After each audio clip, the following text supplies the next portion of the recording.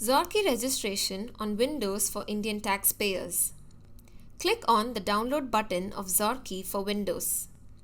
Double-click on the installer file. The installation wizard appears. Click Next. Read and accept the software license agreement. Click Install to proceed with the installation. Click Finish to close the installation wizard. You can now connect your DSC token to your PC. You may see a default token driver dialog box popping up. Close it and proceed further. The Xorkee registration screen will appear. It will display the digital certificate along with the holder's name, issuer name, and the certificate expiry.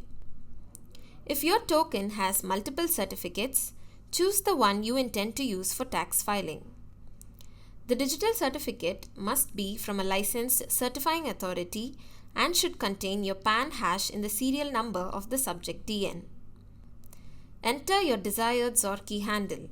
This handle is a string used for identifying the user. It can contain letters, numbers, and special characters. Click Register. If the handle entered is already taken, you will have to enter a different handle. Enter your token password.